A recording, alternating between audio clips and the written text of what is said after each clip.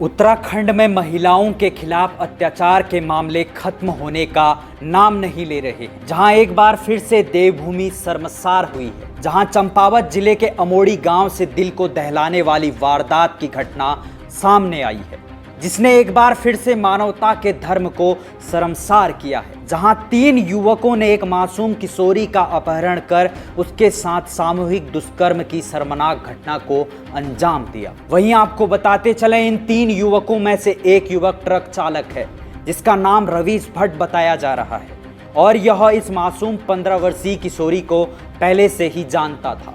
तो एक दिन मौका पाकर इस रवीश भट्ट ने इस 15 वर्षीय नाबालिग को अपने पास मिलने के लिए बुलाया। वहीं इस नाबालिग किशोरी को यह नहीं पता था, जिस नरभक्षी दरिंदे के पास यह मिलने जाने वाली है, वह दरिंदा तो इसके साथ कुछ भयानक करने वाला है। और यह मासूम किशोरी इस दरिंदे के पास चली गई। वहीं रवीश ने इस किशोरी को अपने ट्रक में बिठाया और इसी बीच इस दरिंदे ने पहले से ही एक प्लानिंग के तहत अपने 2 मित्रों संजय भट्ट और योगेश थवाल को भी बुलाया था। और फिर ये तीनों वैसी दरिंदे इस मासूम किशोरी को बहला फुसलाकर अपने साथ ट्रक में ले गए, यानी इस मासूम किशोरी का अपहरण किया और इसी ट्रक में एक के बाद एक इस किशोरी के साथ दरिंदगी को अंजाम दिया।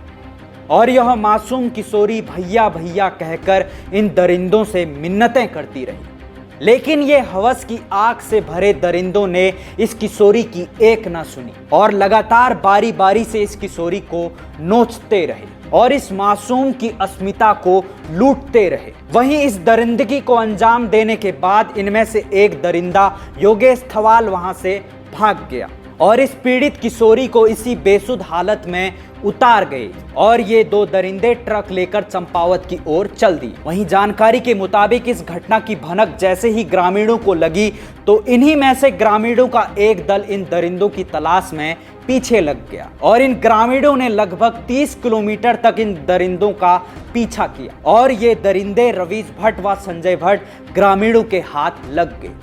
लेकिन वह दरिंदा योगेश थवाल तो पहले ही भाग गया था। वहीं गांव वालों ने इन 2 दरिंदों को पहले अच्छी तरह से कूटा और साथ ही पीटते पीटते कोतवाली चंपावत तक ले गए। वहीं पीड़िता के भाई की तहरीर के आधार पर तीनों आरोपितों योगेश थवाल, रवीश भट्ट, संजय भट्ट के खिलाफ भारतीय न्याय संहिता के नए कानूनों के तहत इस जनपद के पहले मुकदमे के रूप में केस दर्ज किया गया, जहां इन तीनों आरोपितों के खिलाफ भारतीय न्याय संहिता की धारा 137 अपहरण, 123 जहर के माध्यम से चोट पहुंचाना, 142 गलत तरीके से बंधक बनाना, 70 सामूहिक बलात्कार, 74 महिला पर हमला या आपराधिक बल से उसकी शीलता व इज्जत को भंग करना। और इन धाराओं के साथ ही पॉक्सो अधिनियम की धाराओं में भी केस दर्ज किया गया है। वहीं दोनों आरोपितों को 14 दिनों की न्यायिक हिरासत में भेज दिया गया है। वहीं कोतवाली चंपावत के एसएचओ प्रताप सिंह नेगी ने बताया है कि पीड़ित किशोरी का मेडिकल कराया गया है और साथ ही तीसरे आरोपी योगेश थवाल की तलाशी जारी है।